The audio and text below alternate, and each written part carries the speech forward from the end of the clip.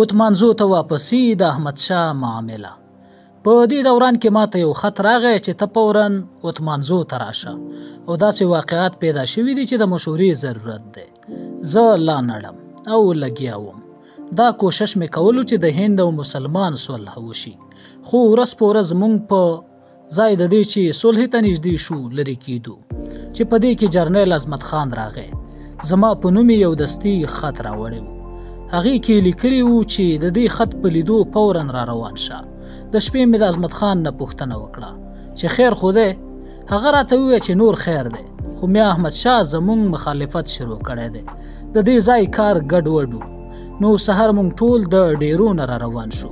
چې اوتمانزو ته ورسېدو نو معلومه شوه چې میا احمدشاه صاحب زما مخالفت کې په خدای خدمتګارو کې ځان له یوه ډله برابرولو کې مصروف دی او د جرګو په ممبرانو کې هم د نفاق دپاره هلې ځلې کوي او خط و کتابت یې هم شروع کړی دی. د دې خبرې په اورېدو خفه شوم، ولې چې زما د میا صاحب غوندې تعلیم یافته سړي نه دا امید نه و چې دی به په یوه معمولي خبره په قوم کې د دومره نفاق پیدا کولو کوشش وکړي. او بله چې د دې نه خبر شوم چې حکومت زموږ په دې اختلاف ډېره خوشحالي کړې او خپلو حاکمانو ته یې حکمونه جاری کړي دي چې د میا صاحب امداد وکړئ او د عبدالغفار خان مخالفت وکړئ. جعفر شاه او عبدالله شاه راغلل او ما ته یې دا تجویز پیش کړو چې موږ دا غواړو چې ته او میا صاحب د یو څو ملګرو سره زموږ کلي کې جمع شئ او مخامخ خبرې وکړئ.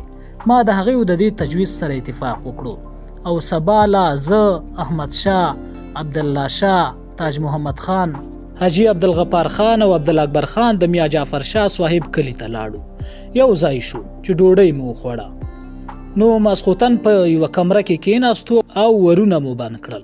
خبرې شروع شوې. احمد شاه خوا دې خوا خبرې کولې او چې په زړه کې څه وو هغه یې نه ظاهرول یا یې نه شو ظاهرولی. شپه ډېره تېره شوه.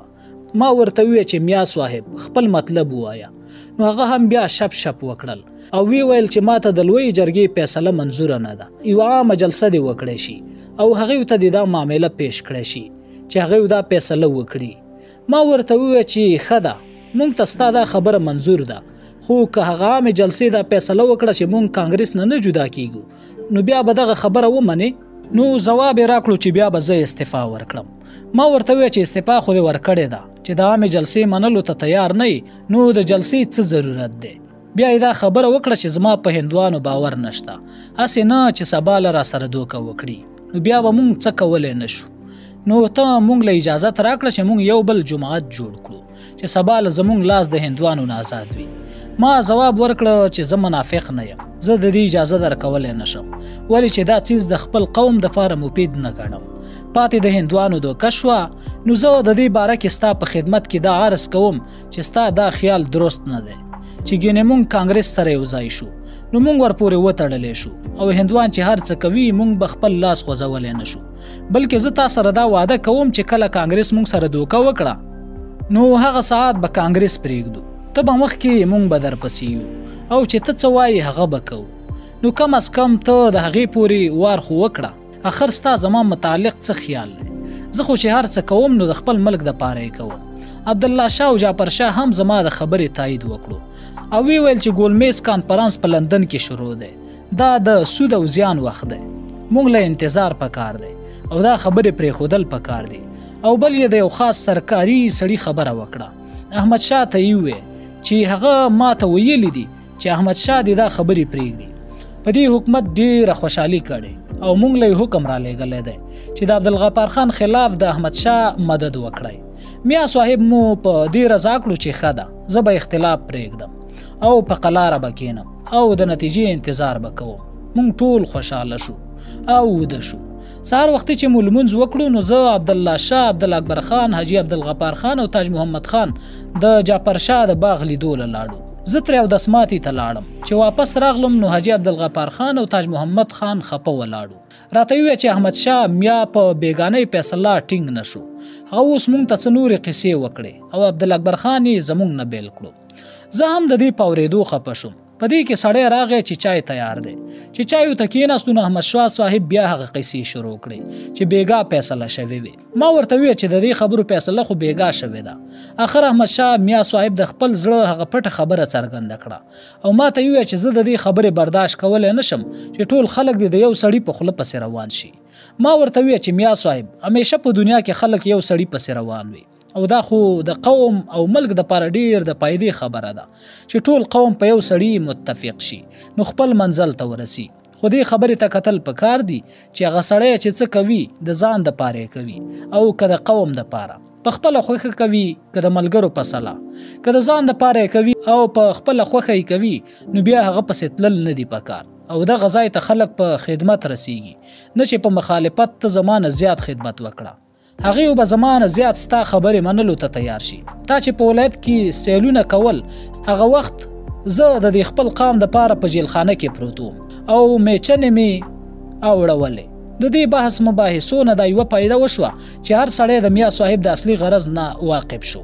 عبدالله شاه او جعفر شاه غیر جانبداري ظاهره کړه. عبدالله اکبر خان وویل چې زه به پس له دې سیاست نه کوم او حاجي عبدالغفار خان او تاج محمد خان سره یې واده وکړه چې تاسو سره به د سکول په کار کې مدد کوم. مونږ ټول خپل کلو ته روان شو. عبدالله اکبر خان میا عبدالله شاه ځان سره په زور قاضي خیلو ته روان کړو. مونږ پوه شو چې عبدالله اکبر خان کمزوری سړی دی. میا صاحب ورله دوکه ورنه کړي. د عبدالله شاه په احمد شاه چې د تربورو ښه ورځ نه پرزو کېده. عبدالله شاه ډیر ډلهباز او د پرو جنبو جوړولو ماهر او شوقي سړی و او دا ټوله تماشه د جوړه کړې وه. مونږ د احمد شاه دوی کلي ته لاړو ولې چې مونږ د عبدالله شاه د ورور اکبر جان مېلمانه وو. چې د ډوډۍ نه فارغ شو نو حاجي عبدالغفار خان ما ته رانږدې شو او وی ویل چې عبدالله اکبر خان خو یې بالکل بدل کړی دی. ما وی ته یې پوهه کړه. هغه وی ما پرې ډیر کوشش وکړو خو پوهیږي نه. سبا له کلي ته راغلو. بله ورځ ما ولیدل چې عبدالله اکبر خان او احمد شاه زما برخلاف یوه لویه پړپړه چاپ کړې وه. پکې لیکلي و چې مونږ د مصرو په شان په اوبو کې اوبه شو او زموږ هیڅ هستی پاتې نشوه. په دې اشتهار د احمد شاه، عبدالله شاه او عبدالله اکبر خان دستخطونه وو. مونږ خپل بعضې ممبران راغونډ کړل او د هغوی په مشوره مې د هغوی په شان چاپ شوده ځواب ورکړو او زه د یو څو خدای خدمتګارو سره بیا د ډیرو په دوره روان شو. د ډیرو دوره په دې وخت کې خبر شو چې زموږ لاډ صاحب سر سټوري پیرس چې ډیر ښه او شریف سړی و د غر نه پرېوتو او مړ شو او د هغه په ځای سر ریلیف ګریفت لاټ شو. دی یو پوجي سړی و. د خیالات مونږ ته معلوم وو. دی وړوکی زمونږ په صوبه کې لوی شوی و.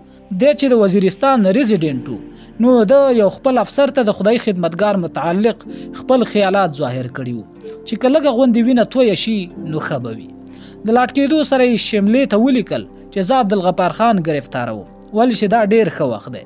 د دې نه فایده اخیستل پکار دی. په دوی کې نفاق پیدا شوی دی خو شملې ورسره اتفاق ونه کړو ځکه چې ګلمیز کانفرانس روانو. د مرکزی حکومت دا خیالو چې مهاتما ګاندي د په گرفتاری لندن کې څه قدم اوچت کړی نه چې مهاتما ګاندي د په گرفتاری لندن کې څه قدم اوچت نه کړي او د ته ولیکل چې دا اختلاف به دوی په خپل تبا کړي. زمونږ د دخل ضرورت به پاتې نشي. هغه نور هندوستان ته کتل او د دینه خبر نه و چې پښتانه د نور هندوستان په شان نه دي. دا یو ژوندی قام دی. اول پوهه نه و اوس پوهه شوي دي او سیاسي شعور پکې راغلی دی نو هغه به د ناپوهو کار ونه کړي. مونږ خپل کار او خپلو دورو له زور ورکړو ولې چې ما ته معلومه شوه چې حکومت مونږ ډیر زر ګرفتارول غواړي. کلی په کلی وګرځېدو او خلک مو په حقیقت پوهه کړل او دې خبرې له مو ډیر زور ورکړو چې زمونږ جنگ د عدم تشدد جنگ دی او دې لاره کې چې هر قسم تکلیفونه او مصیبتونه راځي نو په صبر به یې تیرو. مونږ به د چانه بدل نه اخلو. مونږ خدای خدمتګار یو. خدای به زمونږ بدله د ظالم نه اخلي. مونږ د بیټنو په دوره وو. نیمه شپه د جلسې نه فارغه شوي وو. ایله مو سترګې ورغلې وې چې د عمرزو عبیدالله خان چې د پولیس کپتان و د لاډ صاحب یو دستي خط یې راوړو. په هغې کې لیکلي و چې زه تا سره د ډیره اسماعیل خان د تقریرونو متعلق خبرې اترې کول غواړم. ته مهرباني وکړه پېښور ته راشه. ما ورته ولیکل چې زه د قانون برخلاف تقریرونه نه کوم او نه مې کړي دي. تا ته که څه غلط خبر رسېدلی وي نو دا به ستا د خفیه پولیس والا غلطي وي. زه په دې وخت کې درتلی نشم ځکه چې ما د خپل پروګرام نه ټول خلک خبر کړي دي. زه هغه پرېښودی نشم. څه وخت چې فارغ شم نو پېښور ته به درشم. که تا ته ضرورت ښکارېدو نو زه به تا سره ووینم. چې څه وخت مې دا ځواب لیکلی عبیدالله خان له ورکړو نو فوراً روان شو. د ډیره اسماعیل خان په دوره کې حکومت ډیر کوشش وکړو چې زه بعضې علاقو ته لاړ نشم او د دې دپاره خان بهادر عبدالرحیم خان ما پسې راولېږلو. خو زمونږ مقامي ملګرو دا خبره خوښه نه کړه او مونږ د ټولې علاقې دوره وکړه. بیا مونږ بنو ته لاړو. جرنیل عظمت خان زمونږ نه مخکې د کار دپاره دلته راغلی و. د بنو دوره مو کلي په کلي وکړه. مونږ چې د ککۍ نه مروتو ته روان شو نو مونږ له خورشید بیهن، سعدالله خان او د جواهر لال اوښې په موټر کې مخې له راغلل او راته یې وویل چې جواهر لال دا حکم را لیږلی دی چې تاسو فوراً د سرحد لویه جرګه جوړه کړئ او د قاعدې مطابق کار شروع کړئ. ما ورته وویل ښه ده، تاسو د جلسې دپاره خلکو پسې خطونه جاري کړئ او په مقرره تاریخ به زه درشم. موږ د جلسې دپاره تاریخ مقرر کړو او هغې نه پس دوی بیا پېښور ته لاړل او زه د بنو نه د کوهاټ دورې له راغلم. د کوهاټ دوره هم په ډیر ښه شان وشوه. دلته زمونږ په زرګونو خدای خدمتګارو جلسې مو وکړې. کلی په کلی او تپه په تپه وګرځېدو. موږ چې څرنګه دورې د پښتون د اتفاق دپاره شروع کړې وې دغسې دورې میا احمد شاه د پښتون د نفاق دپاره شروع کړې وې.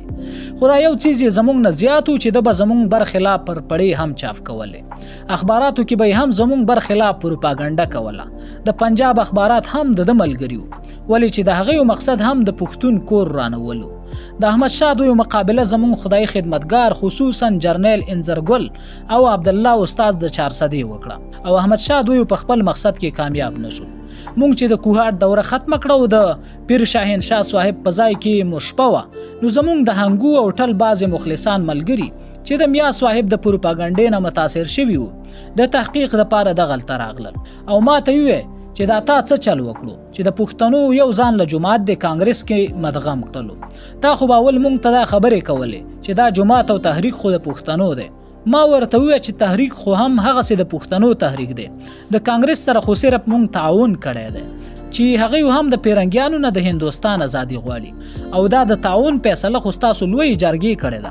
مونږ خو جلخانه کې قید وو. پښتنو باندې چې څه وخت پیرنګیانو توره شپه جوړه کړه او خدای خدمتګار یې ګرفتار کړل نو موږ د ګجرات په جیلخانه کې وو چې جعفر شاه او عبدالله شاه راغلل او موږ ته یې وویل چې پیرنګیانو په موږ توره شپه جوړه کړې ده او تحریک تباه کول غواړي. موږ څه وکړو؟ موږ له چې راغلل نو زموږ ملاقات خو هم بند او احمد شاه او عبدالاکبر خان ورسره ملاقات وکړو او موږ په شریکه دا رای ورکړه چې لاړ شي او د مسلم لیگ مشرانو سره ووینئ چې موږ سره امداد وکړي. دوی ولاړل او بیا راغلل او ویل چې مسلم لیگ زمونږ ملګرتیا ته تیار نه دی او کانګرس وایي چې تاسو هم د ملک ازادي غواړئ او د عدم تشدد په اصولو کار بند یې او موږ هم نو په دې وجه موږ ستاسو امداد ته تیار یو. موږ ورله ځواب ورکړو چې واپس لاړ شي او خپلې لویې جرګې ته دا مسله پیش کړئ. هغوی راغلل او جرګې فیصله وکړه چې موږ کانګرس سره ملګري کیږو او ملګري شول او هغوی زموږ پروپاګنډه په اخباراتو کې وکړه او د تحقیقاتو دپاره یې جرګه راولېږله. دا خو د هغوی د ملګرتیا برکت دی چې زه بهر ګرځم او تاسو سره جلسې کوم. که دا نه وی نو زه به اوس جیلخانه کې وم او دا تاسو چې لګیا یې د تحریک کار کوئ دا خو د کانګرس برکت دی. که نه وی نو پیرنګیانو تاسو کار ته پرېښودلی څه؟ د هغوی تسلي وشوه او خپل کلي ته روان شول او موږ پېښور ته را روان شو. چې را ورسېدو نو معلومه شوه چې حکومت زموږ ګاډي والا خدای خدمتګار په مخه کړي دي. دوی په پېښور کې سامان د یو ځای نه بل ځای ته د وړلو او رسولو کار کولو. دا ډیر سخت او مشقتي کارو او مقامی خلکو نشو کولی. دا د بهر نه راغلي خلکو او اکثریت پکې زموږ د مومند ورونو وو.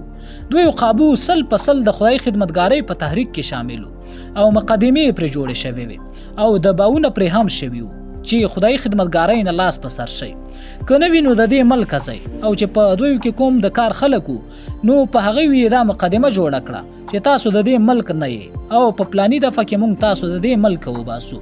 دا خلک ډیر د کار او تکړه خلک او ښه پښتانه وو. پلرونه او نیکونه د افغانستان نه راغلي وو او همدلته زموږ په صوبه کې اوسېدل. دوی ورته وویل چې تاسو خپل ملک ته لاړ شئ. حال دا دی چې دا غریبان خو پلار په نیکه دلته اوسېږي. موږ د نمک منډۍ کې د حکومت د دې ظلم برخلاف یوه لویه جلسه وکړه او په زرګونو ښځې او نر پکې شریک شول او د حکومت د دې رویې برخلاف مو تقریرونه وکړل. زمونږ د جلسې نتیجه ښه شوه او په حکومت یې دومره اثر وکړو چې هغه خلک یې پرېښودل او مقدمې یې واپس کړې. د دې دورو او بې ارامۍ په وجه زما طبیعت خراب شو. دلته مې آرام کولی نه شو. د څو ورځو دپاره کوهیمري ته لاړم. قاضي عطاالله خان او غلام محمد خان هلته وو. په ګاډي کې کېناستم او مري ته ورسېدم. شیر بهادر خان د بیړوچ لارۍ کې ناستو او خپل کلي ته راتلو. چې زه یې ولیدم نو د لارۍ نه راکوز شو او ما سره یو څو ورځې پاتې شو. څو ورځې مې آرام وکړو. چې طبیعت مې ښه شو نو زه او شیر بهادر خان واپس راغلو.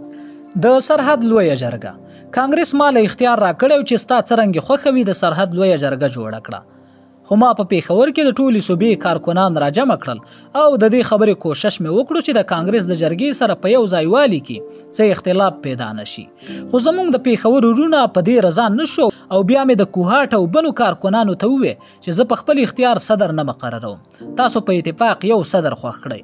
هغه یو پیر شاهنشاه خوښ کړو او هغه صدر شو او سعدالله خان په اتفاق سره جنرال سیکټر شو او مرکزی دفتر مو هم اتمانزو کې مقرر کړو ولې چې هغه د جرګې او خدای خدمتګارو لومبنی مرکز و. د صوبې جرګه جوړه شوه او کانګرس له مو د دې خبرې خبر ورکړو. هغه قوم دنیا کې ډیر بدقسمته وي چې هغه کې داسې خلک پیدا شي چې په خپله خو د قوم او ملک د خدمت د پاره تیار نه وي او چې څوک پکې د خدمت د پاره پیدا شي نو هغه خدمت ته نه پرېږدي. دا خلک چې د څو وخت لپاره جیل خانې ته لاړ شي نو دا خیال کوي چې زه خو اوس لیډر شم او د خپل ځان د وړاندې کېدو کوششونه شروع کړي او خپل غرضونه یې په مخه واخلي او که څوک د خدای دپاره د دې قام خدمتونه کوي نو د هغې مخالفت شروع کړي. خو هر څوک چې د خدای دپاره د قام خدمت کوي نو د هغې مخه څوک نشي بندولی او هغې د چا مخالفتونه نه کوي ځکه چې خپل څه غرض یې نه وي. مخالفت خو ذاتیاتو کې پیدا کیږي. د ښار دی ورونو ته هم مونږ د میا صاحب په شان ډیر منتونه وکړل چې دې کې څه شته نه او د قام خدمت دی. راځئ چې په شریکه ورته ملا وتړو. خو دوی هم خپلو غرضونو په مخه کړي او د جرګې او خدای خدمتګارو خلاف پروپاګاندا شروع کړه او دې ته یې فکر ونه کړو چې په دې طریقه خو مونږ خپل ځان او قوم ته نقصان رسو او د غلامۍ زنځیرونه مضبوطو. په ډیلي کې د کانګرس د ورکینګ کمیټې اجلاس و او د هغې دپاره د 1914 کال د اکتوبر میاشت مقرره شوې وه. زه د لون خوړ غلام محمد خان سره ډیلي ته لاړم. په ورکینګ کمیټې کې ما دا خبره پیش کړه چې تر اوسه زموږ د ملکڼ ایجنسۍ قیدیان په صلح کې رها شوي نه دي او هغه شان جیل خانه کې پراته دي او موږ ته حکومت دا وایي چې دا علاقه د ګاندي آرون پیکټ نه بهر ده. د ورکینګ کمیټې دا اجلاس د مرکزی حکومت ته سپارش وکړي چې زموږ دا ملګري قیدیان پرېږدي. دوی وویل چې موږ له د ګاندي جي د راتلو پورې انتظار کول پکار دي.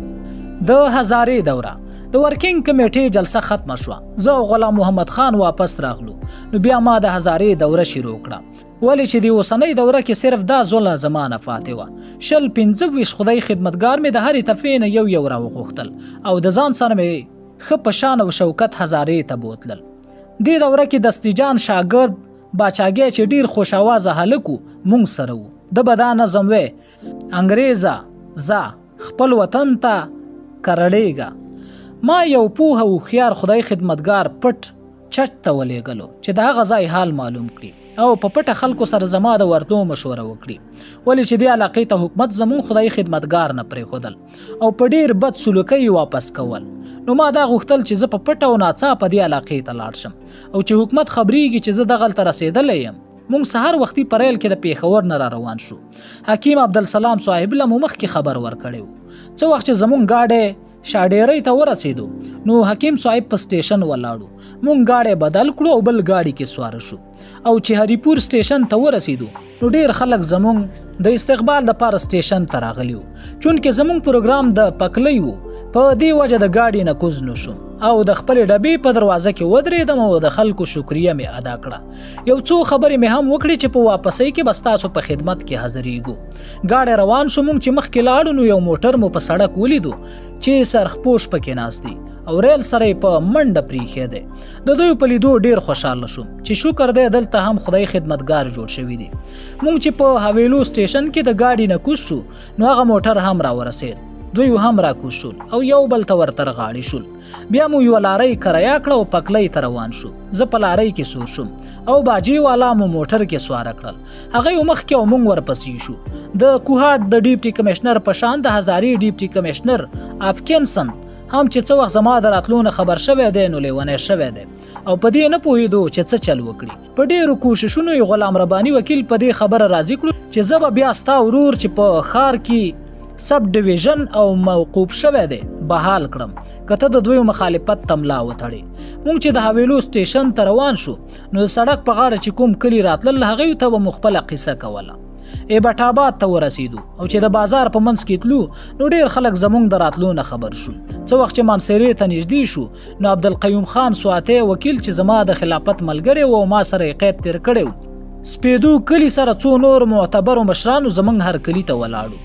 د هغه نه معلومه شوه چې غلام رباني وکیل د حکومت په مشوره مانسیره کې د څو کسانو سره ولاړ دی او هغوی ول یې تورې جنډې ورکړي دي.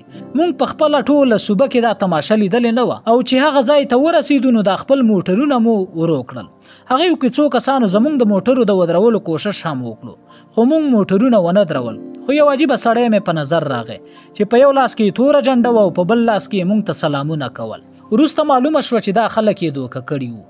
بې خبره یې راوستي وو او تورې جنډې ورکړې وې. پکلۍ ته ورسېدو د بپې خلک تقریبا 2 میله مخې له راغلي وو.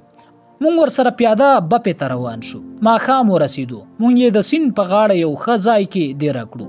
دغه ځای ډېر مزېدار و. د تورو جنډو په دې قصه چې دغه خلک خبر شول نو ډېر خفه شول. د هزارې خلک پښتانه دي خو ژبه ترې ورکه شوې ده. د ډېرو کلو د خلکو د دې تورو جنډو په وجه موږ سره همدردي پیدا شوه او موږ سره خدایي خدمتګار شول. د بپې او د دې علاقې ټول خلک سبا له په جلسه کې شریک شول. د بپې جرګې او خدای خدمتګارو د جلسې ښه تنظیم کړی و. د تورو جنډو په وجه زما زړه ته هم ډېره صدمه رسېدلې وه. حالانکه په داسې څیزونو سیاست کې خفګان کول پکار نه وي چونکې دا زما اول ځل و ما چېرته په خپله صوبه کې توره جنډه لیدلې نه وه ځکه ډېر خفه شوی وم او دا زما کمزوري وه. ما په جلسه کې ډېر تیز تقریر وکړو او دې خلکو ته مې وویل چې تاسو خپله ژبه پښتو هېره کړې ده. دغسې تاسو کې پښتو هم نه ده پاتې شوې. د پکلۍ بعضې خلکو هم تقریرونه وکړل او په ډېره کامیابۍ زموږ جلسه ختمه شوه. خلک خواره شول. ماښام حاجي فقیرا خان هم د پېښور نه راورسېدو. دی زموږ ډېر زورور کارکوند دی. خپله هزاره زوله کې ډېر کار کوي. موږ د هزارې د دورې پروګرام د حاجي فقیرا خان او نورو کارکنانو په مشوره جوړ کړو. موږ د پکلۍ په علاقه کې ځای په ځای جلسې وکړې او په هزاره کې پکلۍ داسې علاقه ده چې خپله ژبه پښتو وایي. کوم ځای چې پښتنو خپله ژبه پرېښودې نه ده هلته زموږ تحریک ډېر کامیاب وي. څه وخت چې موږ د شانکیارۍ د جلسې تنظیم وکړو نو حکومت زموږ په جلسه کې د شرارت دپاره خپل څه خلک راولېږل. د خدای فضل و چې هغوی جرأت ونه کړی شو او جلسه په ډېره کامیابۍ ختمه شوه.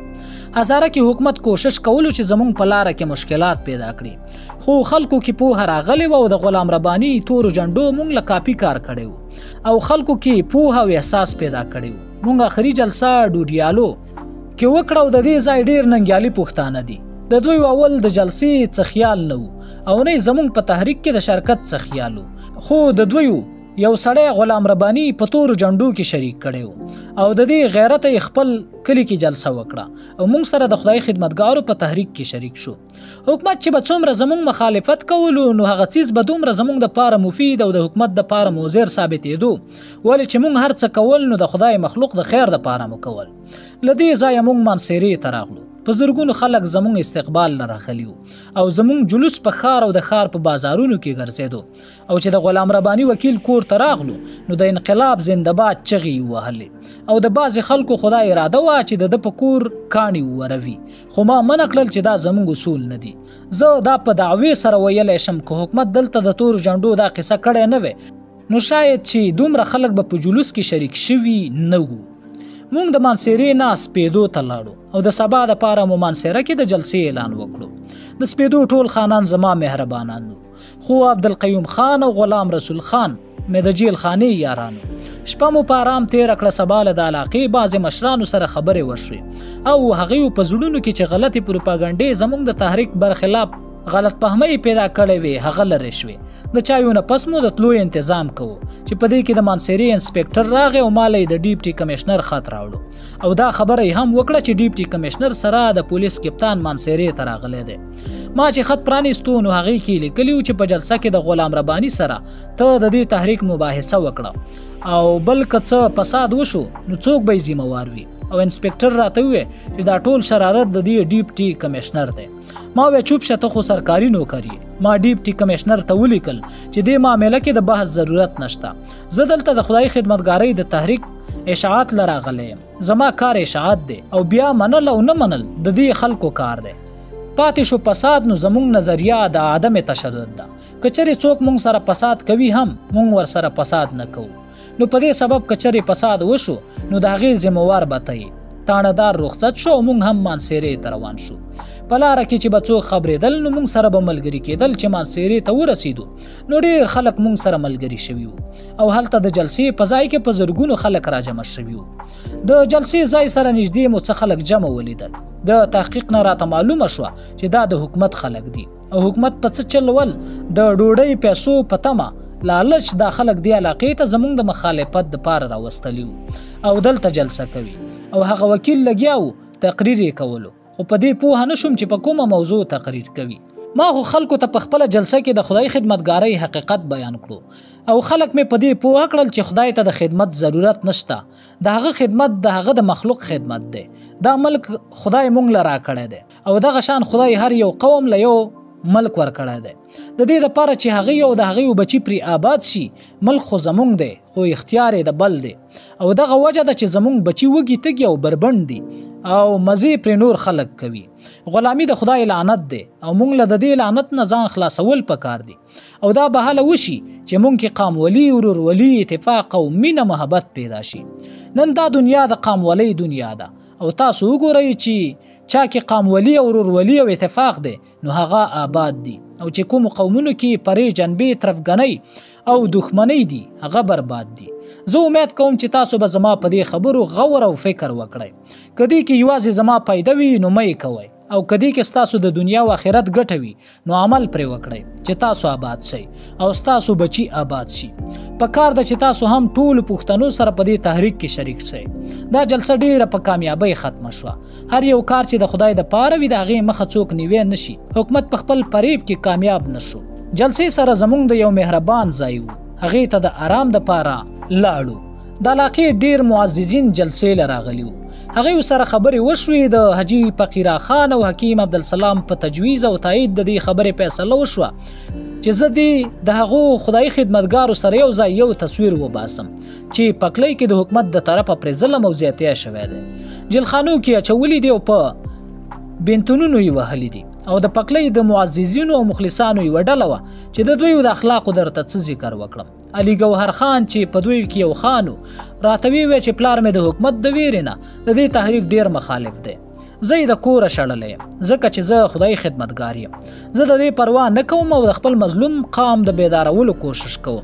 د یو بل مولانا صاحب نه معلومه شوه چې څه وخت مونږ په بنتونو وهلو نو ما سپرنټنډنټ ته وویل چې زه عالم یم ما مه بربنډوه. نو زه یې 10 بین ته ووهلم او زما نور ملګري 15 وهلي وو.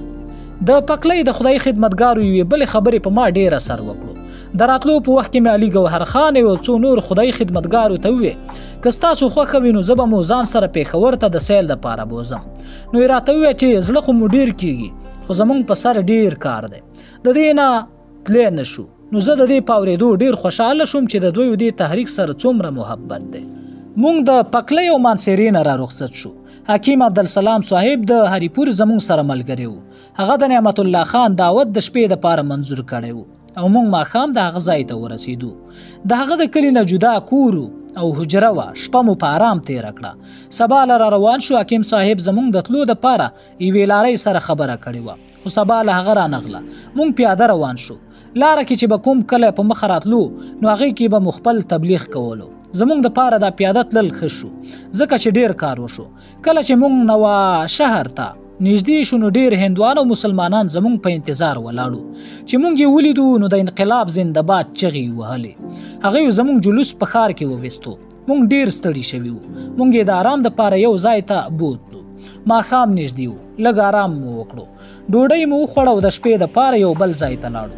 سهار وختي چې څوک زموږ لیدو له راغلي وو هغوی سره مو خبرې وکړې. دلته موږ ته معلومه شوه چې په هندوانو او مسلمانانو حکومت ډېر زور اچولی و چې زموږ بایکاټ وکړي او استقبال مو ونه کړي، خو کامیاب نشول. سبا له چې موږ جلسې له ورغلو نو په زرګونو هندوان او مسلمانان جمع وو او جلسه ډېره په کامیابۍ وشوه او خلک مې د خدای خدمتګارۍ په تحریک پوهه کړل او ورته مې وویل چې هر چاله چې خدای ملک ورکړی دی نو د هغې اختیار د هغې قوم دی. یو موږ بدقسمته خلک یو چې ملک زموږ دی او مزې پرې نور خلک کوي. په کار ده چې موږ ټول په شریک ملا وتړو چې خپل ملک آزاد کړو، موږ به آباد شو او زموږ بچي به آباد شي. چې څه وخت ما تقریر ختم کړو نو زموږ د پیښور یو قاضي چې د پولیس انسپکټر و ما ته رانږدې شو چې تاسو به چېرته ځئ. ما ورته وویل چې ایبټ آباد ته. هغه وویل چې هلته 144 دفه لګېدلې ده او زه د پولیس کپتان رالیږلی یم چې د 4 نه زیات کسان یو ځای تللی نه شئ. ما ورته وویل چې ډېره ښه ده، موږ به 4 ځو، خو زما یقین نه ده چې کپتان صاحب به دې په خپل حکم ټینګ پاتې شي، ولې چې په دغه طریقه به زموږ ډېره پروپاګنډه وشي. چې موږ له دې ځایه په مختلفو سړکونو 4 روان شو نو قاضي صاحب زما په خبره پوه شو او کپتان له ځواب یوړلو. موږ د تلو انتظام کولو چې قاضي صاحب بیا راغی او راته یې وویل چې کپتان صاحب وایي چې دوی ته په لارۍ کې یو ځای د تللو اجازت دی. د کاکول او د نورو کلو خلک راغلی وو چې موږ سره زموږ کلو ته لاړ شه، خو زموږ پروګرام جوړ شوی وو نو دوی سره مې واده وکړه چې دوباره راشم نو در بشم. موږ لارۍ کې سواره شو او ایبټ آباد ته روان شو. زموږ خدای خدمتګارو خپله باجه ورو په لاره غږوله. چې د ایبټ آباد ښار ته نږدې شو نو یو سب انسپکټر ولاړو، هغه زموږ لارۍ ودروله، ویې ویل چې باجه مه غږوئ. ما ورته وویل چې تا سره لیکلی حکم شته؟ هغه ویل نه. نو ما ورته وویل چې موږ بغیر د لیکلي حکم نه باجه نه بندوو. هغه وویل چې ښه ده نو زه مو ډیپټي کمشنر له بیایم. موږ ورته وویل چې ته مو هر چېرته بیایې موږ د تلو نه انکار نه کوو، خو ته هم زموږ سره په دې لارۍ کې کښېنه ولې چې خلک به جمع شي او دلته خو دفعه 144 ده نو د خلکو جمع کېدل خلاف قانون دی، خلاف د قانون دی. خو هغه زموږ د دې خبرې هیڅ پروا ونه کړه. هغه زموږ د لارۍ مخکې روان شو او موږ ورپسې لارۍ ورو روانه کړه او باجه مو غږوله. چې چا به د باجې اواز اورېدو نو موږ پسې به راتلو او چې څه وخت د پولیس لاین ته را رسېدو نو ډېر خلک را جمع شوي وو. هلته پولیس سره د افسرانو تیار ولاړو. هغه موږ ته وویل چې دا باجې والا ډیپټي کمشنر غواړي. ما ورته وویل چې د قصور څه دی او که چیرې بې قصوره تاسو دوی بیایې نو بیا موږ هم ورسره ځو، موږ ټول به ځئ.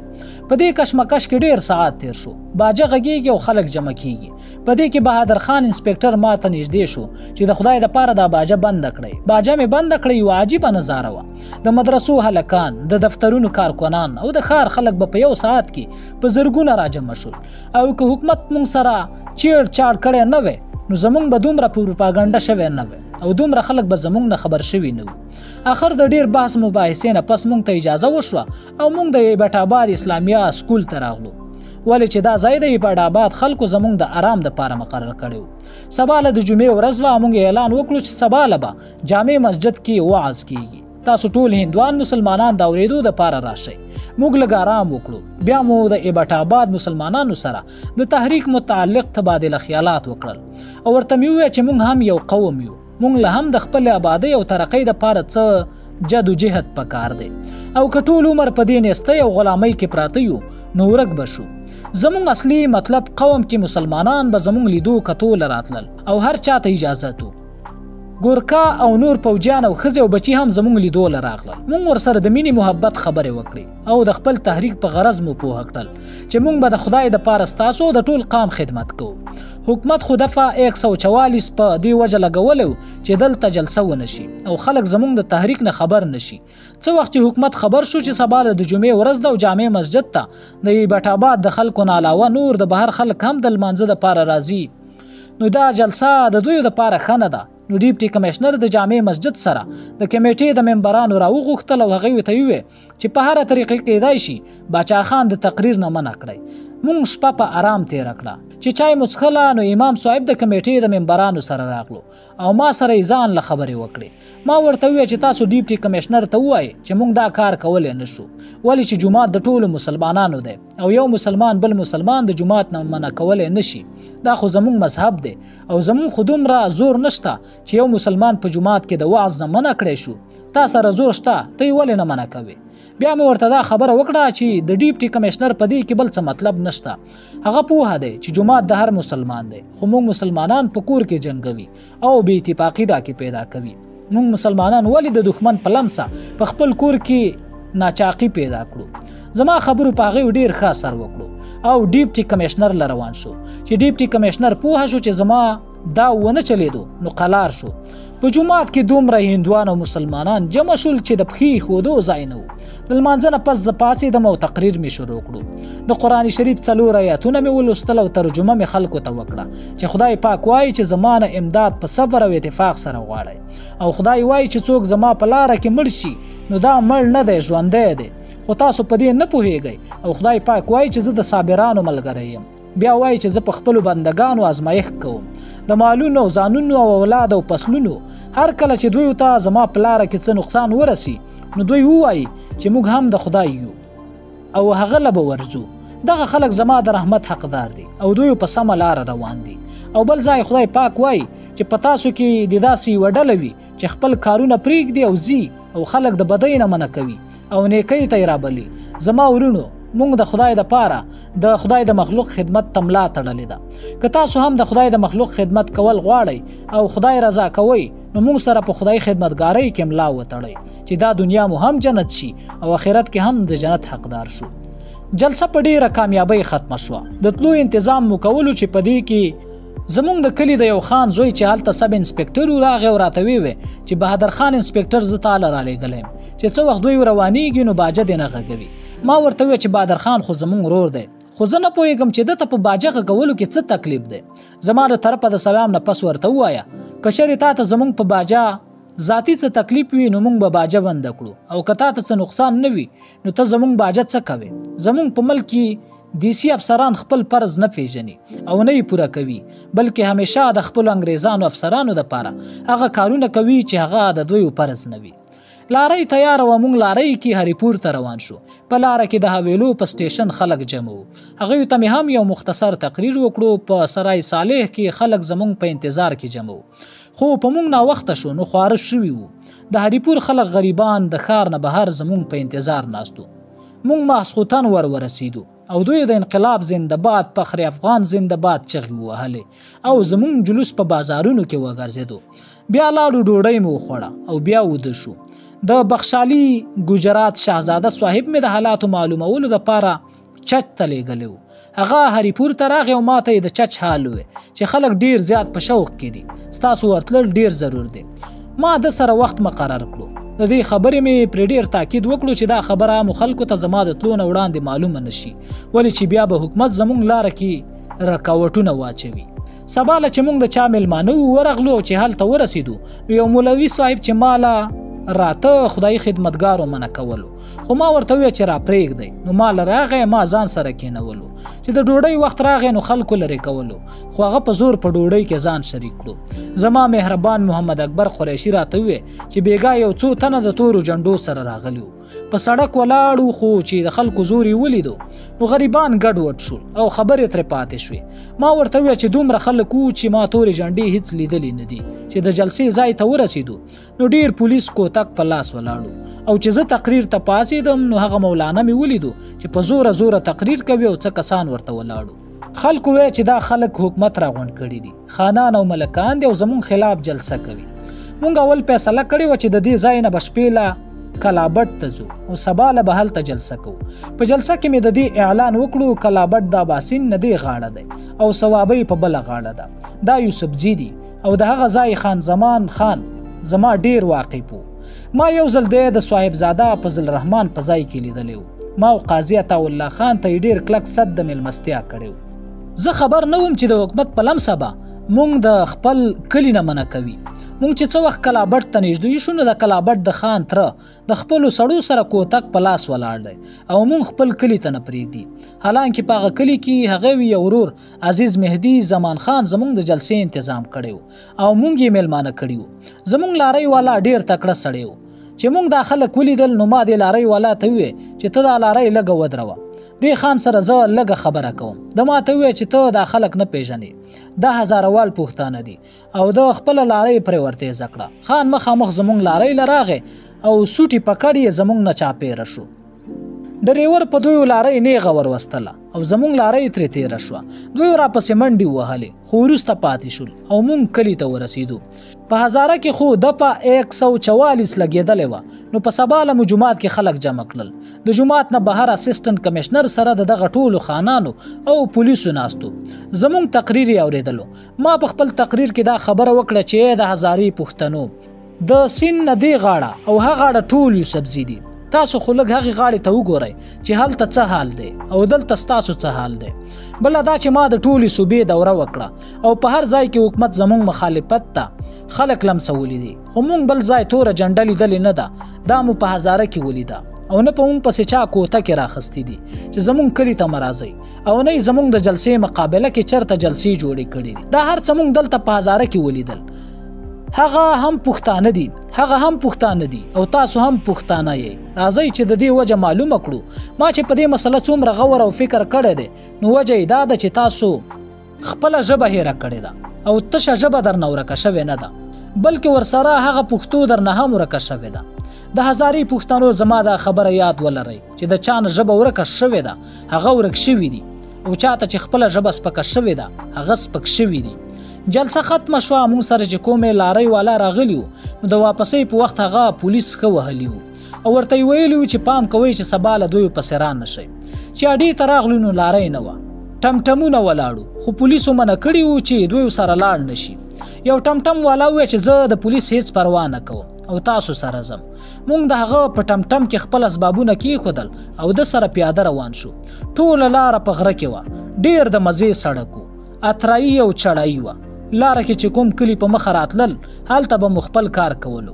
حکیم صاحب او زمونږ د هریپور کرنیل صاحب محمد حسین خان مخکې د انتظام دپاره تلي وو، ولې چې د کلابټ د واقعې نه پس مونږ په دې نتیجه ورسېدو چې زمونږ مقامي ملګري مخکې لیږل پکار دي چې هغوی خپل کار وکړي. د دغه ځای یو زلمی خان زمونږ د میلمستیا انتظام کړی و. دا کلی د اباسین په غاړه آباد دی، ځمکه یې لږه ده خو آباده ده. جلسې له لاړو په جلسه کې د علاقې خلک راجمع شوي وو. د پورې اباسین د غاړې خلک هم راغلي وو. د دې علاقې خلک په پښتو پوهېدل او د پښتو نظمونو پرې ډېر اثر کړی و. شپه مو هم دغه زلمی خان سره تېره کړه. ډېر مخلص او شریف هلک و. د پولیسو پرې دبابونه کړي وو چې دا خلک میلمانه نه کړي، خو دی څه پروا نه وه کړې. افسوس دی چې د ده نوم زما نه هېر دی. سبا له د دوی کلي ته نږدې یو بل کلی و. د هغه کلي خان مونږ میلمانه کړو. چې هلته لاړو نو هغه خان راته وویل چې د اسمیلا وکیل میا علي حیدر شاه چې د هغې علاقې ډیپټي او پیر بهایی بهادر خان چې هلته د پولیس انسپکټر و په ما ډېر کوششونه وکړل چې زه تاسو میلمانه نه کړم، خو ما ورله ځواب ورکړو چې تاسو مې میلمانه یې نو هغوی هم میلمانه کوم، ولې چې تاسو حاکمان یې او هغوی مې میلمانه دي. هغه خان ما ته په خندا شو چې دا خو ستا پېښوریان دي او ځان ته پښتانه هم وایي. د هریپور په علاقه کې چې څومره مشکلات مونږ ته پیدا شوي وو دا د دې دوو سړو برکت او دوی پیدا کړي وو. دا لا څه کوي چې مونږ کوم ځای ته د خپلو ورتلو او جلسې کولو خبر لیږلی وو، هغه ځای د دې ځای نه 12-14 میله لري وو.